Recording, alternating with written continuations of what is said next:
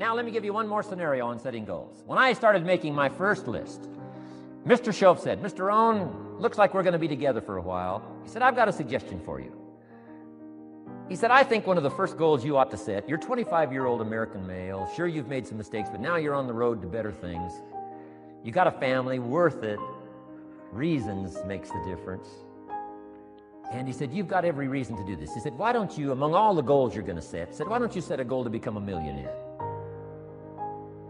A millionaire. This is America. All the possibilities are available. Why don't you set a goal to become a millionaire? He said, it's got a nice ring to it. Millionaire. Enough zeros to impress your accountant? Millionaire. And he said, here's why. Now I thought, the man doesn't need to teach me why. I'm thinking, wouldn't it be great to have $1 million? He said, no, that's not it. Here's why. And I had one of the greatest lessons I ever learned, and I'm about to share it with you. This will be worth the price of being here today if you can capture what I'm about to share with you. Babysitter fees, whatever else you pay. Some of you missed some sales today to be here, so this is a costly day for you.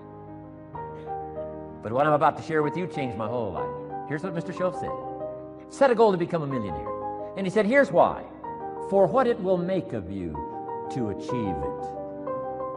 And I got one of the greatest classes in one sentence I've ever received in my life. Set a goal that'll make you stretch that far. For what it will make of you to achieve it. What a brand new reason for setting goals. What an all-encompassing challenge to have a better vision of the future. What for? To see what it will make of you to achieve it. And here's why. The greatest value in life is not what you get. The greatest value in life is what you become. Major question to ask on the job is not, what am I getting here? That's not the major question. The major question to ask is, what am I becoming here? It's not what you get that makes you valuable, it's what you become that makes you valuable. So Shoaff said, set a goal to become a millionaire. For what it will make of you to achieve it. Then he said, when you finally have become a millionaire, now he said, what's important is not the money. I thought, wow, I've got some more to learn. He said, no, Mr. Rohn, I'm telling you honestly, you could just give the money away. Now, I did better than that, right? I told you. I lost it all. I'm rich by the time I'm 31. I'm a millionaire. I'm broke by the time I'm 33. So I didn't have to give it all away. I lost it all. Foolish mistakes I made. I'm a farm boy from Idaho. That early money drove me bonkers.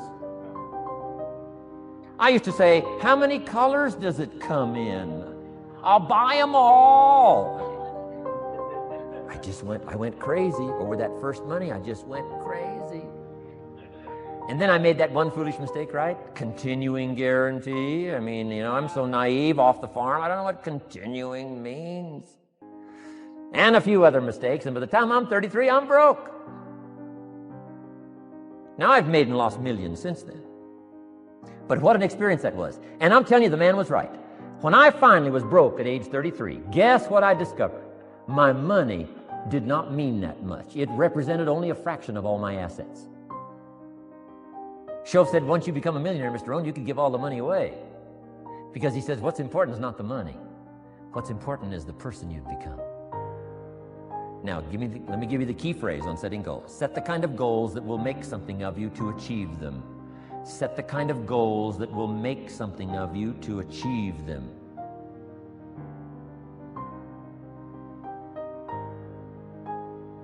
Always keep that in mind. What will this make of me?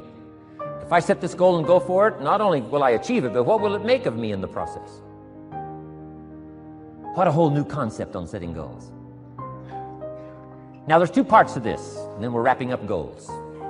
Here's the first part now on this goal setting for what you become. Number one, don't set your goals too low.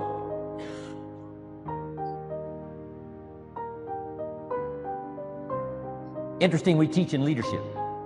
You'll find it on the cassettes. Don't join an easy crowd. You won't grow. Go where the expectations are high. Go where the demands are high. Go where the pressure's on to perform, to grow, to change, to develop, to read, to study, to develop skills. I belong to a small group. We do business around the world. You cannot believe the expectations at that level. What we expect of each other in terms of excellence, far beyond average. Why? So that we can each grow, so that we can receive from the group, we can contribute to the group, something unprecedented. It's called living at the summit. Go where the demands are high. Go where the expectations are strong, so that it'll provoke you, push you, urgently insist that you not remain the same for the next couple of years, the next 5 years, that you'll grow and change. So don't set your goals too low. The guy says, well, I don't need much. Well, then you don't need to become much.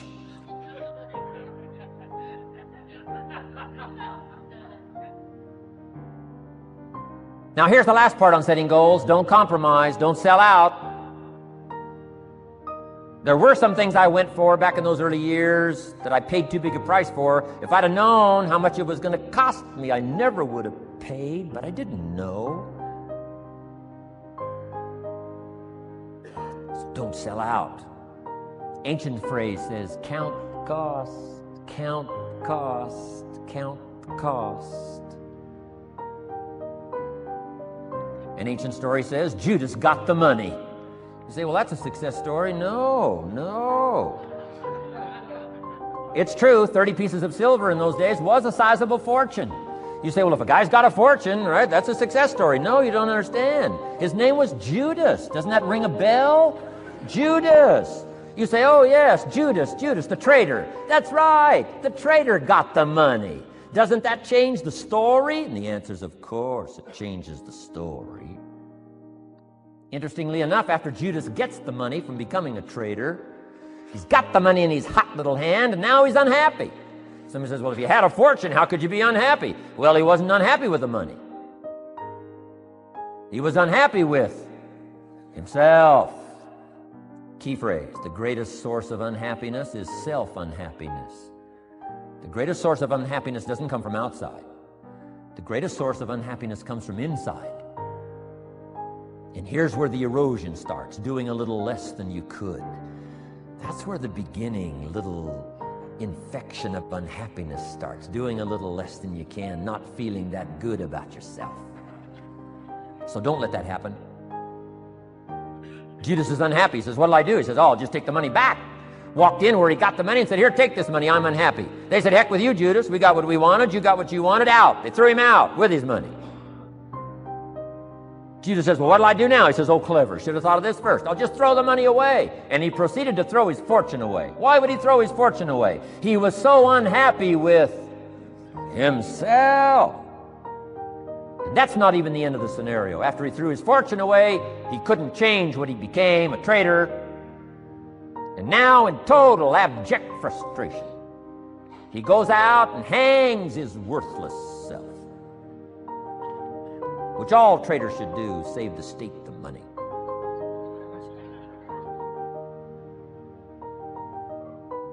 Why such a tragic end? Because he was so unhappy with himself. He sold out. He paid too big a price.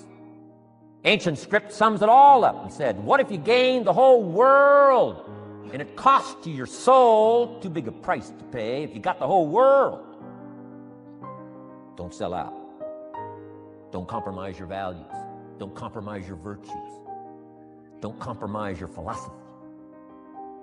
Key. Here's the key word, beware. If Judas could speak back, he'd probably say beware. Two good words from ancient script. One, behold, the positive word. Behold the possibilities, behold the opportunity. Behold the drama, behold the awesomeness, behold the uniqueness. Behold the majesty, behold. What a good word. But here's the other word.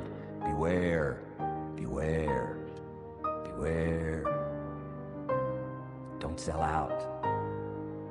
Mark well what you become in pursuit of what you want. But I'm inspiring you, hopefully, to set the kind of goals that'll transform your life. Make you far better than you are, far stronger than you are. Okay. Isn't this good advice? This is such good stuff. I should have paid to get in, right? Fabulous.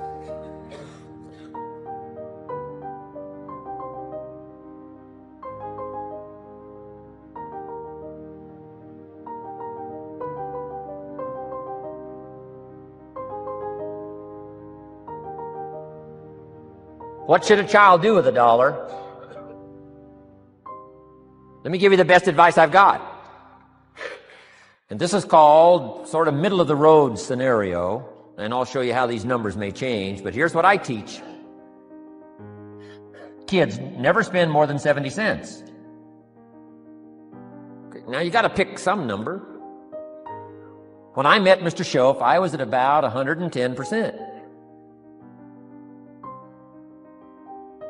But remember this, if your outgo exceeds your income, your upkeep becomes your downfall. Good little scenario. So here's the number that I found works best in developing a good financial plan. Never spend more than 70 cents out of every dollar from now on. Now kids ask me what? What do you do with the other 30 cents? Here's my best advice. 10 cents, charity. 10% charity. Supporting worthy projects, helping people who cannot help themselves. Some churches teach tithe, peace, portion. Turning back part of what you take out. Excellent, excellent philosophy. That's what that 10% is. And nothing teaches children responsibility and character better than generosity. No school, no class, no teacher can teach character better than the simple act of generosity. 10 cents out of every dollar. Now you can pick your own number. I'm just giving you my best scenario. Now the time to start this is when the amounts are small. Easy to give a dime out of $1. I'm telling you, kids will give you 10 cents out of every dollar if it's part of their philosophy, if you sell them on it. And that's the time to start, when it's easy, 10 cents out of $1. A little harder to give 100,000 out of $1 million. Someone says, oh, if I had $1 million, I'd give 100,000. I'm not that sure. We better start you early when the amounts are small, so it'll all be set in when the big amounts start to come, okay? So 10 cents for charity. The next 10 cents I call active capital. Capital meaning try to make a profit yourself. We live in a capitalistic society, right? Everybody now wants to join capitalism. That's why the walls are coming down. Capital belongs in the hands of the people. That's where the genius is. So the genius is to try to show a profit. Buy and sell. Render service. Show a profit. Now here's what I teach kids. Profits are better than wages. Wages are okay. But wages help you make a living. Profits help you make a fortune. The key is to just understand philosophically a little simple economic scenario. And there's all kinds of ways to make a profit. I'm working on a new book. Here's what it's called. I think it's going to be called, Of Course Kids Should Pay Taxes. It's going to be an interesting book. In California, where I live, kids do pay taxes. If an 8-year-old walks into 7-Eleven, buys something that costs $1, the proprietor makes him cough up 7 more pennies. 8-year-old says, what's these 7 pennies? Proprietor says, that's taxes. That's taxes. Kid says, well, I'm only 8. Proprietor says, congratulations, you're my youngest taxpayer. So in California, kids do pay taxes. Now the question is, should they? Now the title of my book is, Of Course Kids Should Pay Taxes. You got it. Right? The disciple went and caught a fish, found the miracle coins, and paid his taxes and Jesus' taxes. So way back then, Jesus did pay taxes. Now the question is, should he? And the answer in my little book says, of course Jesus and kids should pay taxes. Of course. Of course. If an 8-year-old wants to ride his bicycle on the sidewalk instead of in the mud, you have to pay taxes. Things cost money. Got to pay taxes. Aircraft carriers keep tyranny over there instead of over here. Aircraft carriers cost money. It's expensive to run this whole show. You can't use used missiles. I mean, it's expensive to run the whole deal. Of course, everybody has to pay. Now, active capital means try your best to show a profit. Now, there's many ways to show a profit, not just money. Touch something, leave it better than you found it. That's a profit. Some profits are intangible, some profits are tangible. Long before Earth Day, for all sophisticated people, it was very proper when you left your hotel room to turn out the lights. All educated people. Why? Leave a profit. It's so easy to flip the switch and leave a profit. Some say, well, the hotel gets the profit. What do you care? All you need to become is a person who leaves a profit.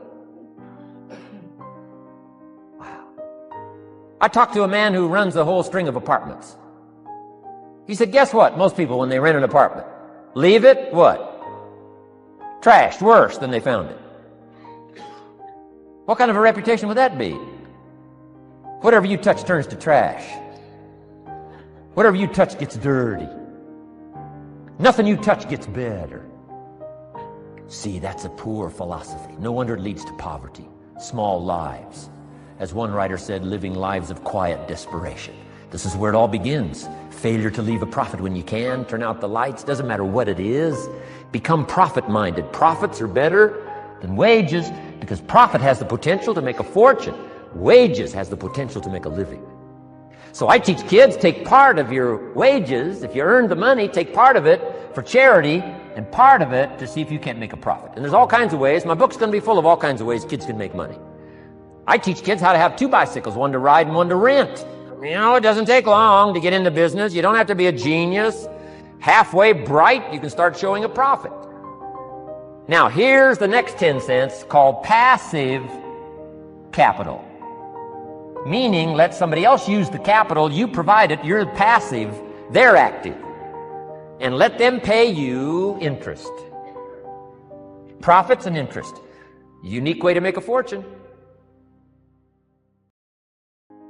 In fact, there's a Bible philosophy. I teach teenagers this Bible philosophy. Here's what it teaches. The borrower is servant to the lender. Wow. So where is the power position? Not a spender, a lender.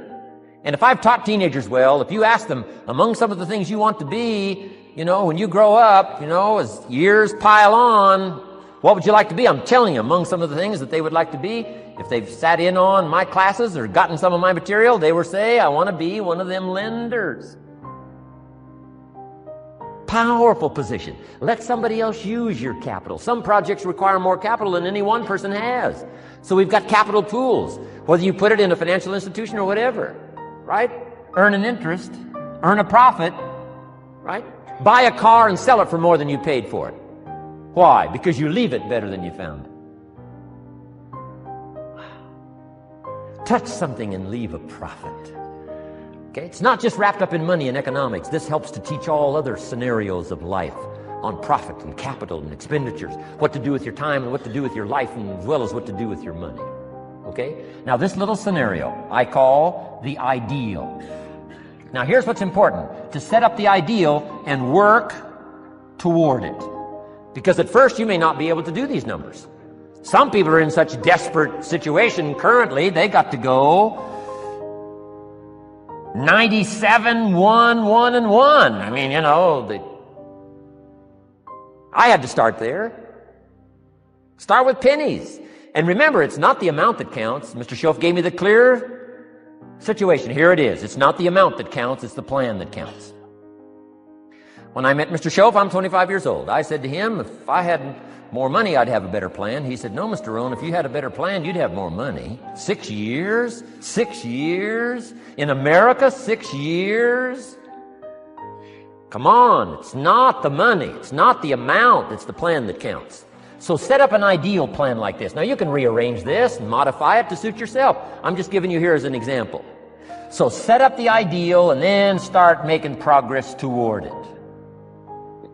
Because finally, these numbers are going to change if you move on up into the higher area, right? The people I work with around the world couldn't spend $70,000 cents out of every dollar would be obscene. That'd be too much.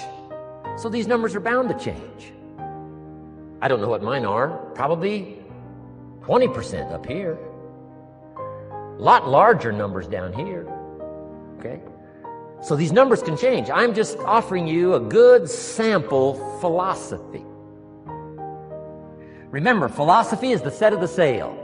The economy is not the set of the sail for you. For you, the set of the sail is your own philosophy, your own thinking, your own plan, your own concept. Don't borrow somebody else's plan. Don't borrow somebody else's concept. Don't borrow the concept, spend all you can, cross your fingers and hope for the best. Don't borrow that. Develop your own philosophy, and I'm telling you, it'll lead you to unique places. Now, the rest of a lot of this is on the cassette tapes, but let me just give you 2 or 3 more pieces of the scenario here. Then I want to talk about communications, and then we're going to wrap it up. Okay. Here's 2 or 3 more parts to financial independence. Number 1, keep strict accounts. This is the best of disciplines. Keep strict accounts.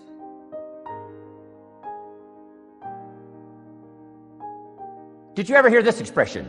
I don't know where it all goes. Did you ever hear that? I don't know where it all goes. Oh, we'd love to have you run our company. You don't know where it all goes. Whoa. Did you ever hear this? It just gets away from me. It just gets away from me. Oh, we'd love to turn the world over you. It just gets away from you. Come on, you got to have better disciplines than that. Let that be the 90%. Let that be the scenario of the 97%, but don't let it be your scenario. Don't let it become your philosophy. Keep strict accounts. Next, a new attitude. I had to develop a new attitude as well as new concepts. Here's what I used to say. I hate to pay my taxes. Shoaff said, well, that's one way to live. I thought, well, doesn't everybody hate to pay their taxes? He said, no, a few of us have gotten way past that. He says, once you understand what taxes are, here's what taxes are in our governmental system in our society. Taxes is how you care and feed the goose that lays the golden eggs. Democracy and liberty and freedom. Free enterprise. Wouldn't you want to feed the goose that lays the golden eggs? Somebody says, well, the goose eats too much. That's probably true. I understand that. Of course that's true. But see, better a fat goose than no goose. And here's the truth be known. We all eat too much. Let not one appetite accuse another. Of course the government needs to go on a diet. So do most of us.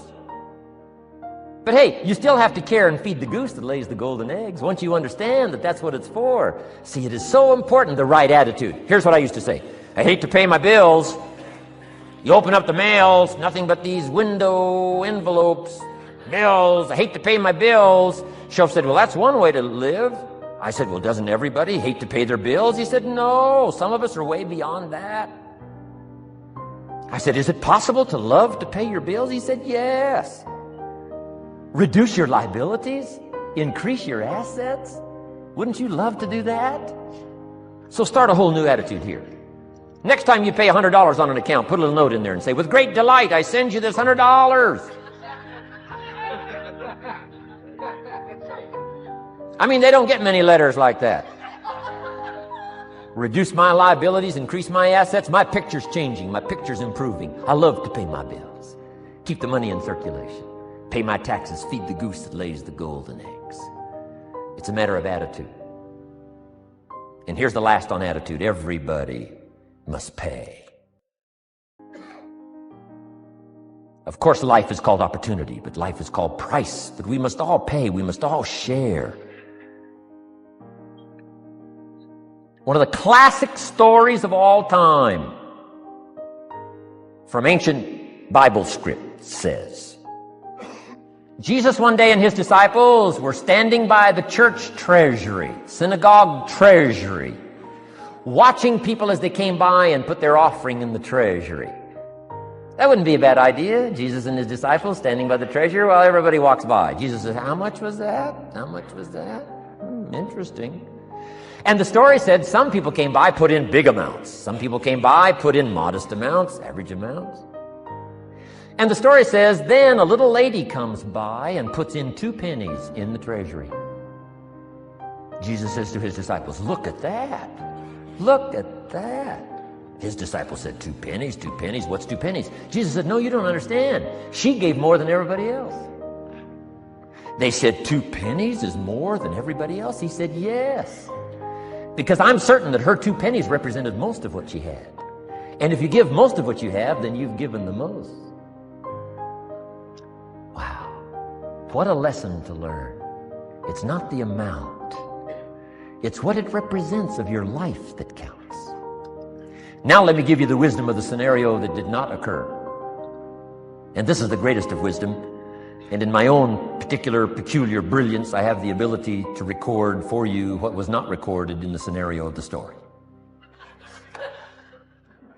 Here's what did not occur, which may teach us one of the greatest of the wise things that was taught in this scenario.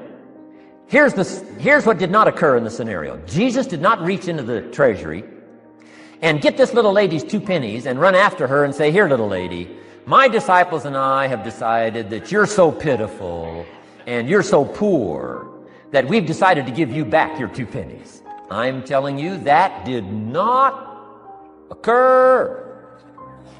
If it would have occurred, she would have been what? Insulted. She would have rightfully said, I know my 2 pennies aren't much, but it represented most of what I had. And would you insult me by not letting me contribute what I wanted to contribute, even if it's only 2 pennies? I'm telling you that did not occur. Here's part of the wisdom of the story that was not recorded. Jesus left her pennies in the treasury, meaning everybody has to pay, even if it's only pennies. That's the key.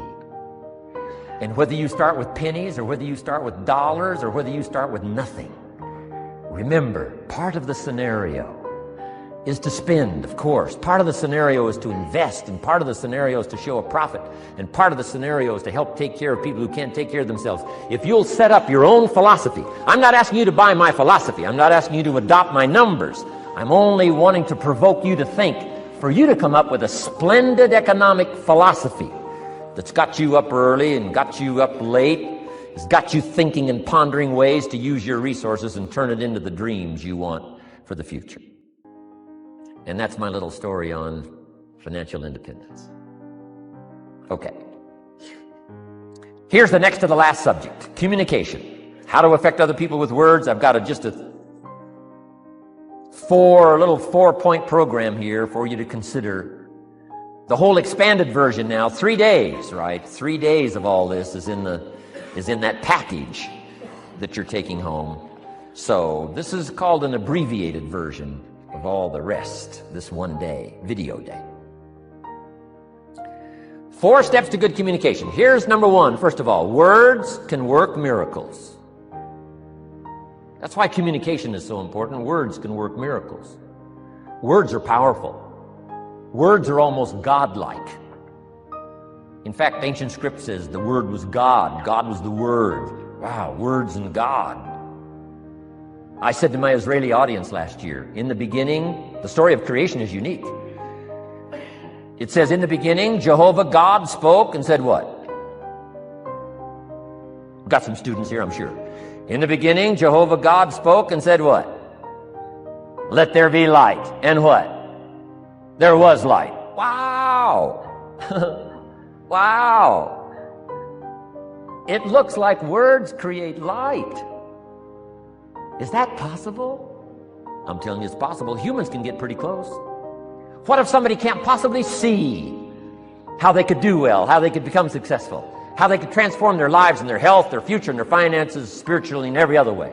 They can't see, and you come along and share your story and maybe borrow some other stories. And by the time you get through with a good presentation to this person, they say, now I can see. Before you got here, I was blind. I was in the dark. And while you were talking, some things dawned on me.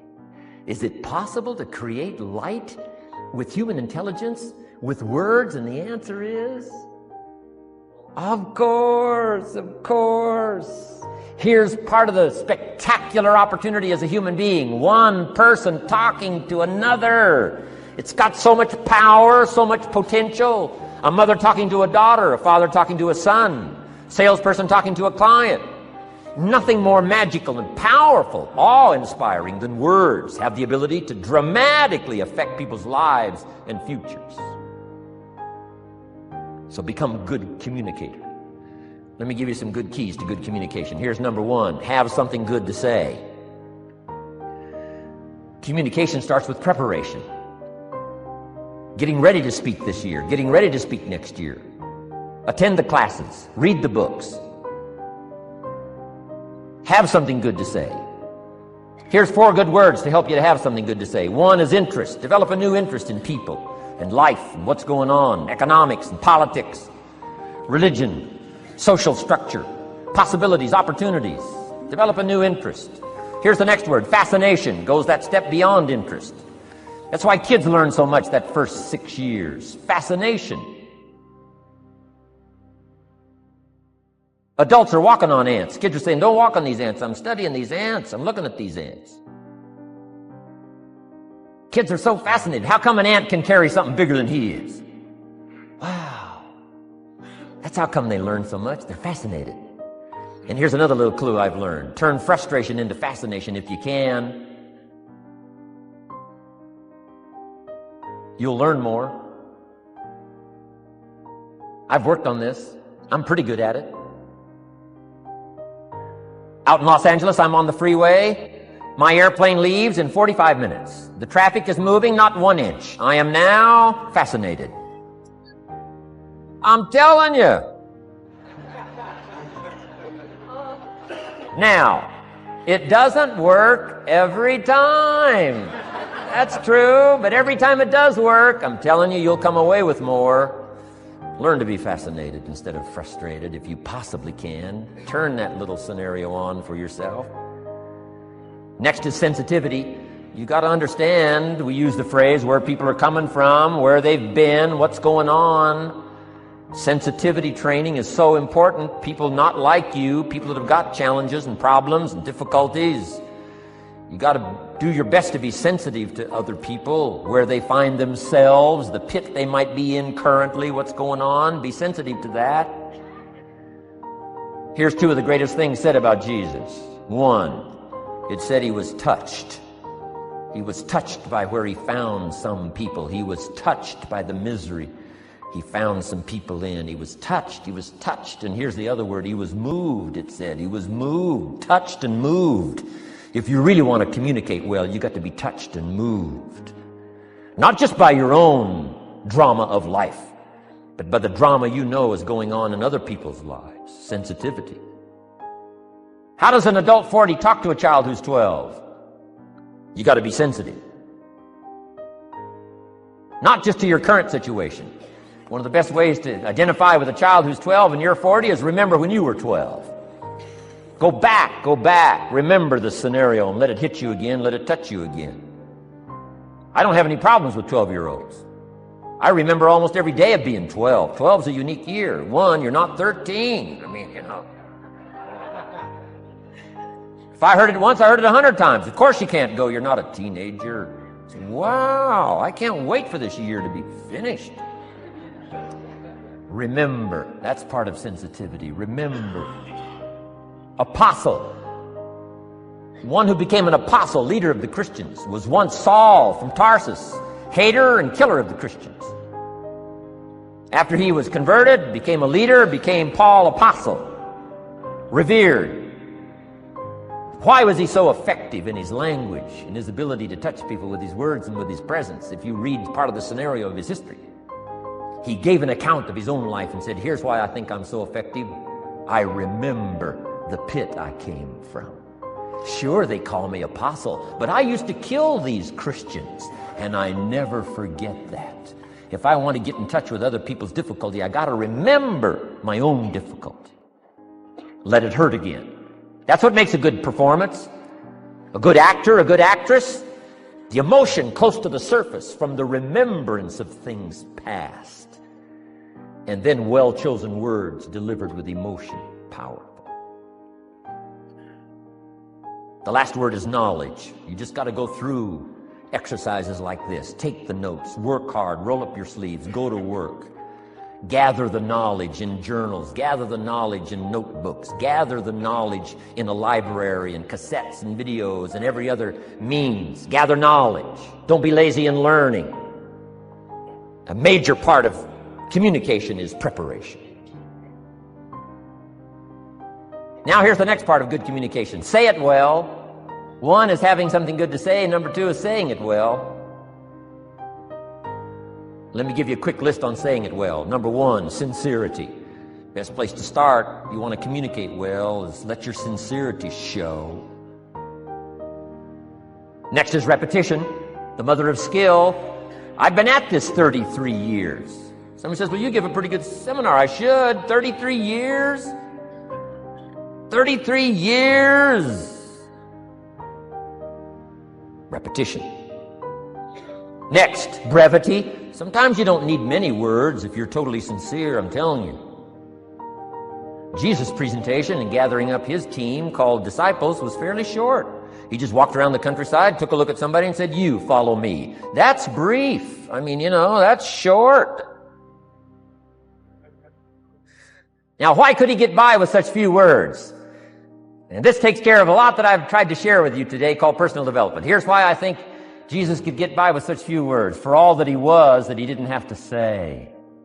Take that scenario home. For all that I am, that I don't have to say. Just a few words could be dynamic in affecting someone else's life.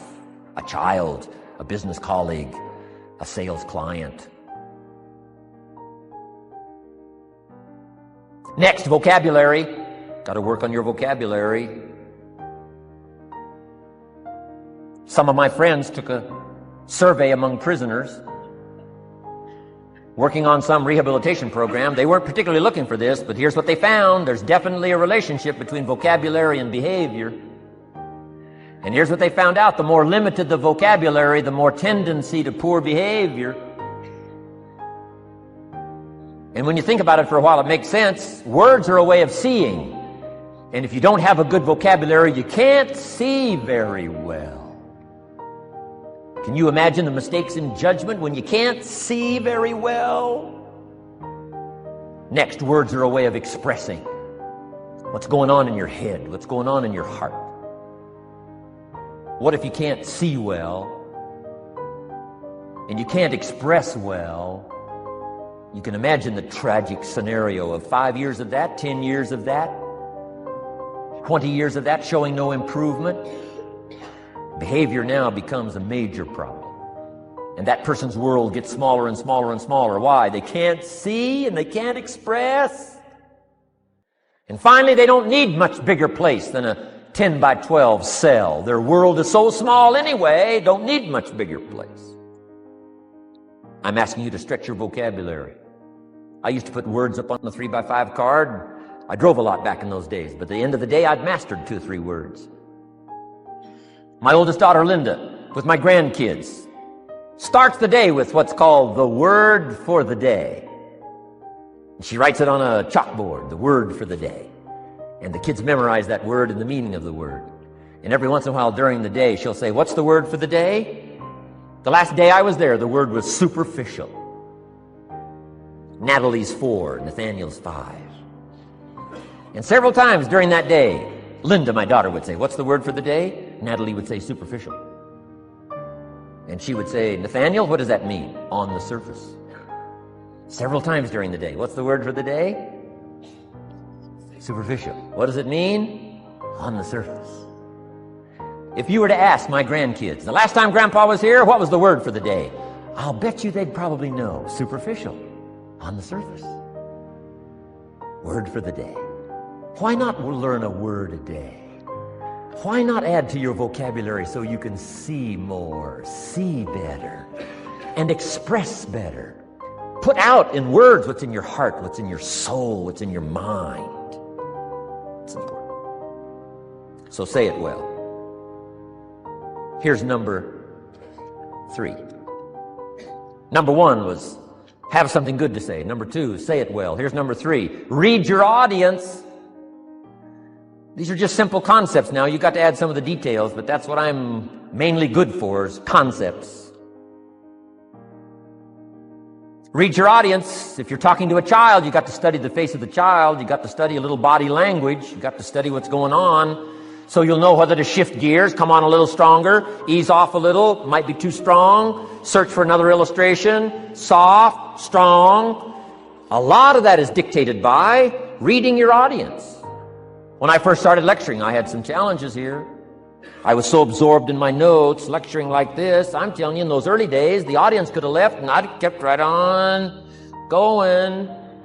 I didn't know what was going on down here. I didn't know what was going on over here. I didn't have any idea what was happening over here, whether I should come on a little stronger, ease back. I didn't know. I couldn't read my audience. So, read your audience. A prospect, read. Now let me give you some ways to read. Number 1, by what you see. Body language tells us some things. How to shift gears, whether to go on, whether to stop. If you're talking to somebody and they're leaning toward the door, that means you gotta hurry, right? They're not gonna be here long.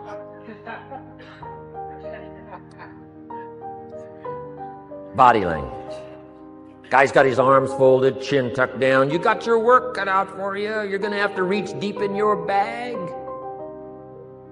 Find some extraordinary stories. This one's not gonna be easy. What tells you that? Reading what you see. Here's the next one. Read what you hear. You've got to read a child's impatience. Kids don't mind telling you whether they're bored or impatient. Kids' attention span is short. Doesn't last long. You got to get it said. You start talking to a child, 30 seconds they say, how long is this gonna take? Whoa. Read.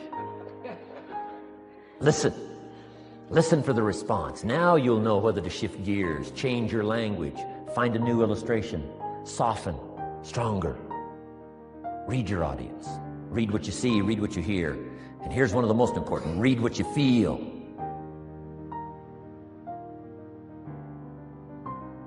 Now, women are probably better at this than men when it comes to picking up emotional signals. Men, they can see, and men, they can hear. But it takes a little training for a man to pick up those emotional signals that are so important so you don't say the wrong stuff. Because it's so easy to make a mistake in language. What if you meant to say to someone you care about? What if you meant to say, what's troubling you? And instead you said, what's wrong with you?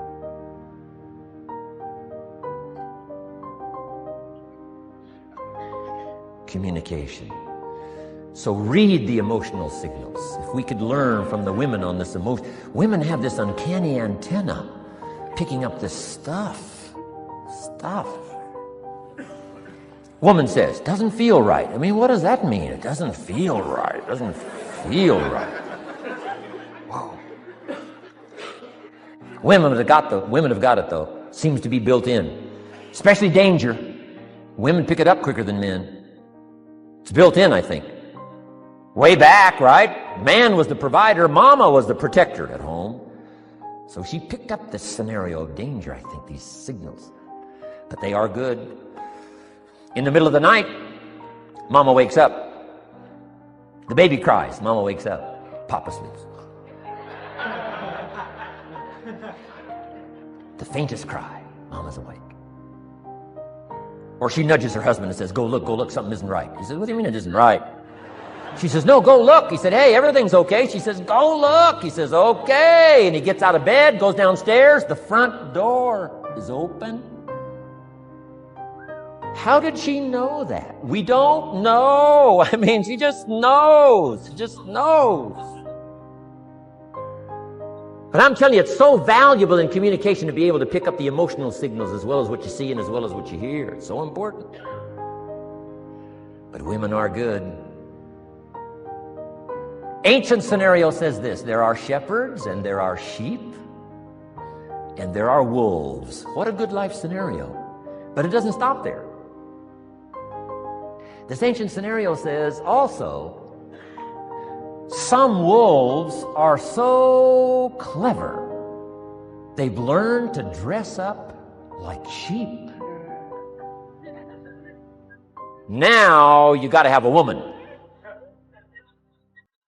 Got to have a woman. Man says, looks like a sheep, talks like a sheep. Woman says, ain't no sheep. Take my word for it. Oh. They know.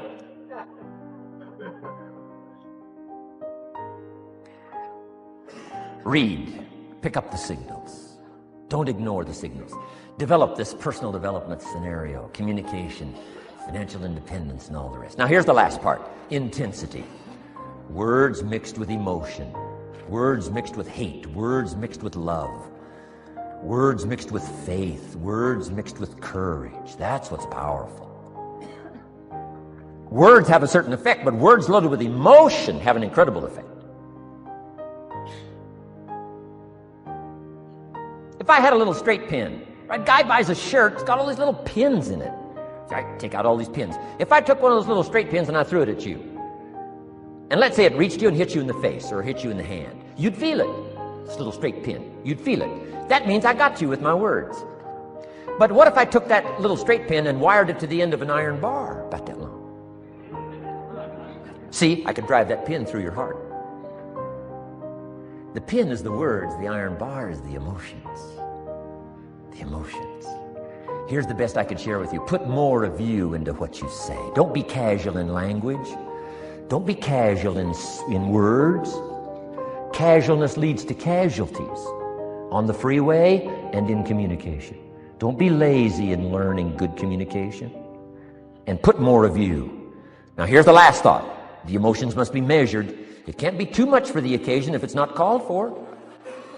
In leadership we teach, don't shoot a cannon at a rabbit. It's effective, but you got no more rabbit.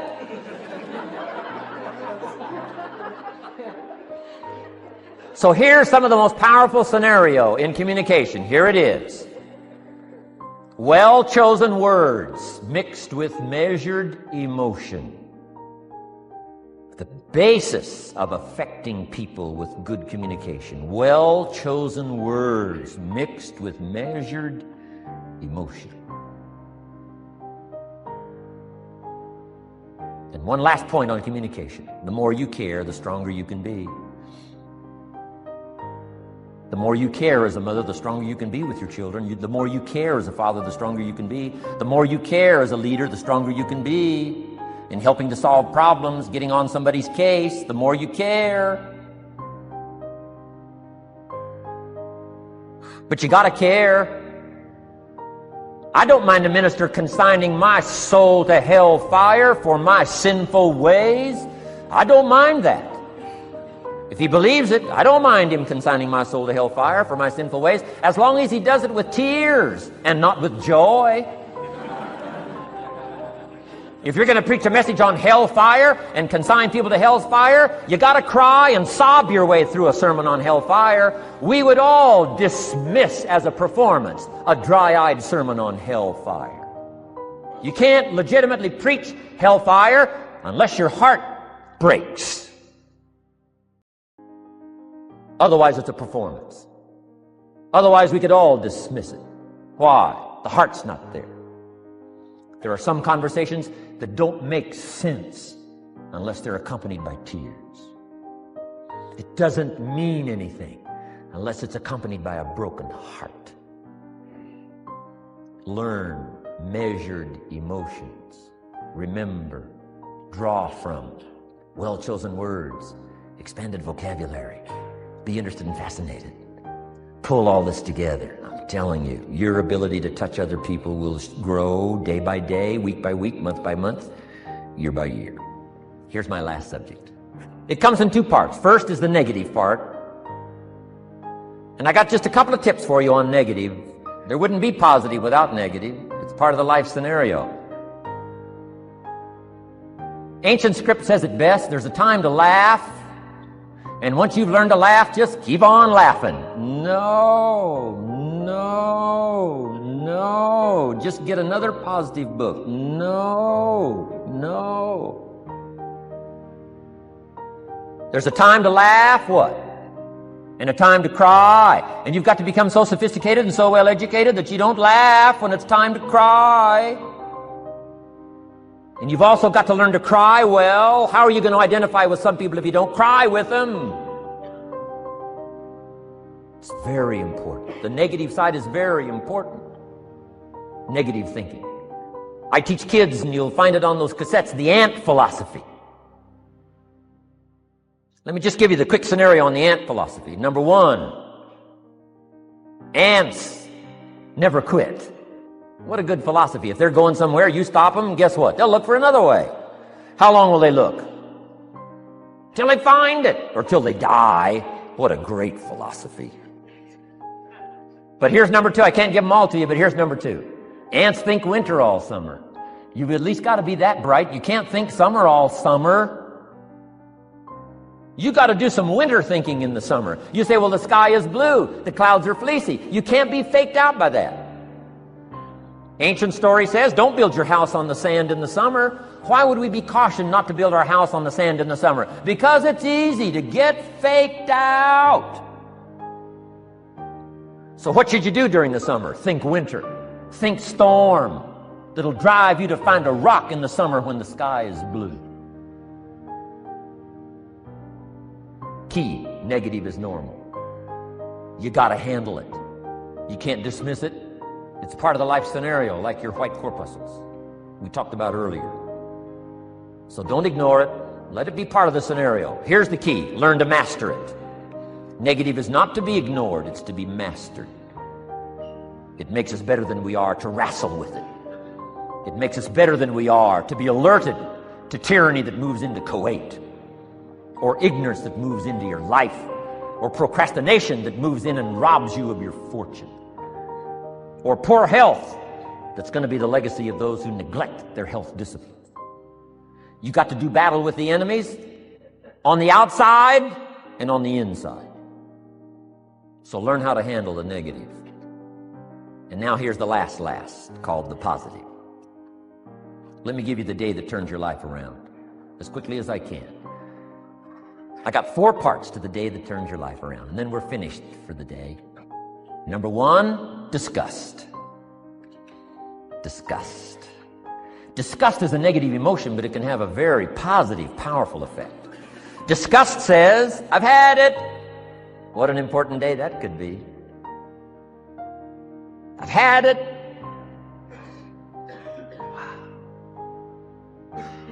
I met a beautiful, powerful, accomplished executive lady in New York. The company invited me to come in. This lady was the vice president, extraordinary lady. I got to know her, and I found out her story. I said, how did you get here? Big income.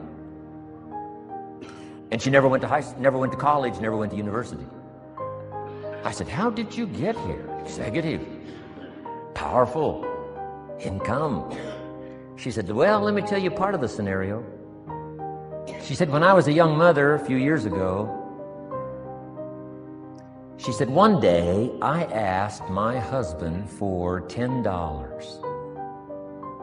And he said, what for?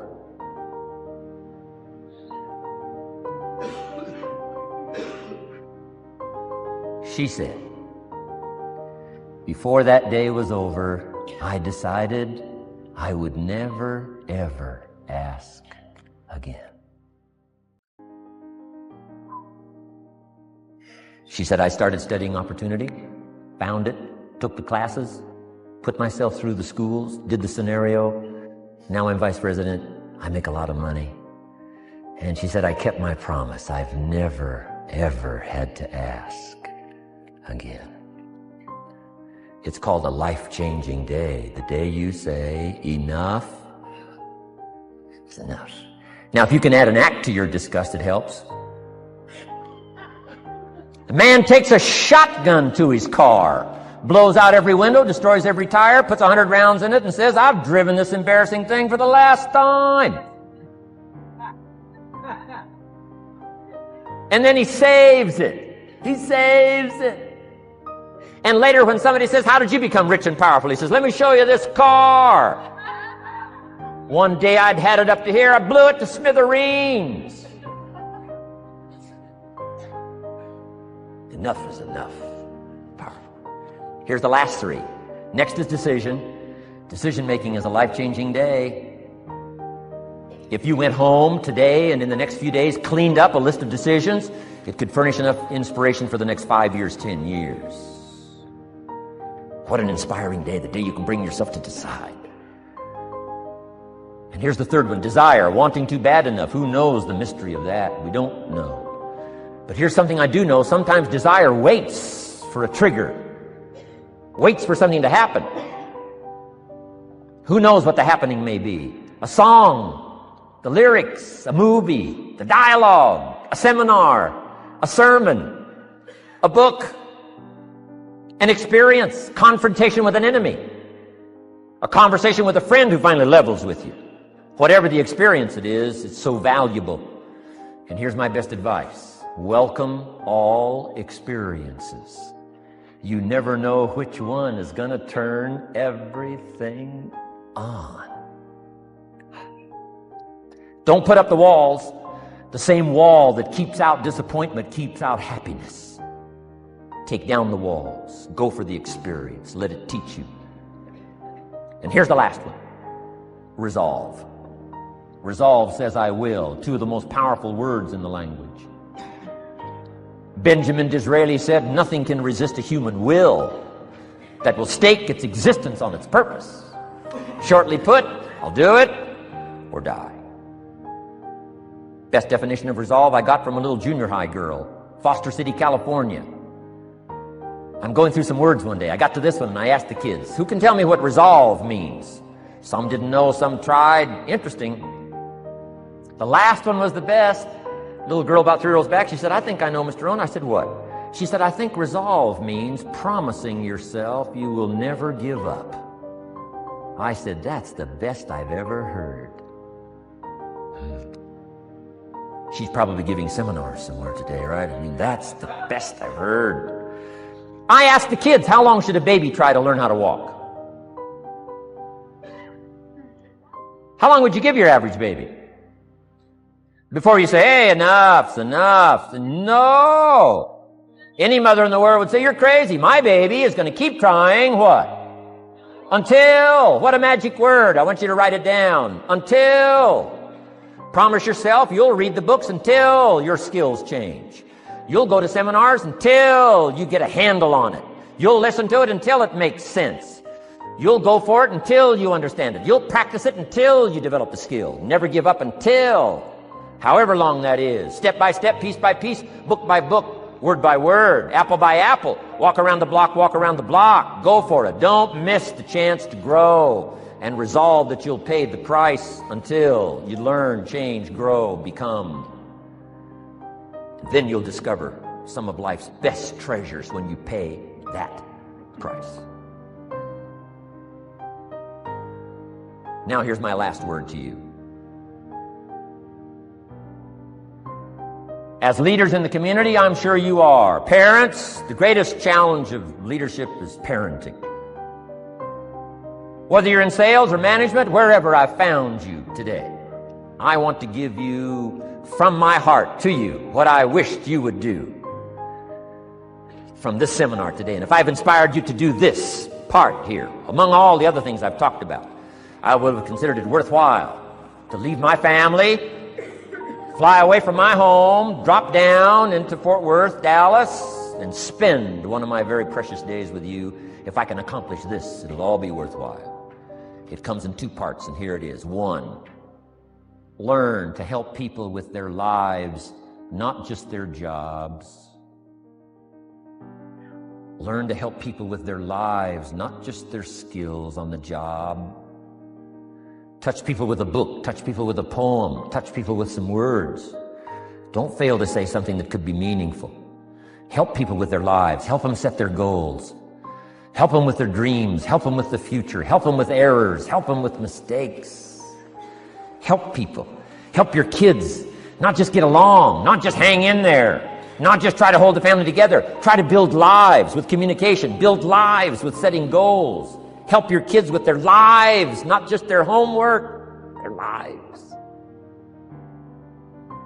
And here's my last one for you personally, because I'm probably one of the best examples of this standing before you in this auditorium today. Here it is. Ancient script says, if you work on your gifts, they will make room for you. If you work on your gifts, they will make room for you. Wow. Look where my gifts have brought me today, to this room. A chance to invest in this many lives,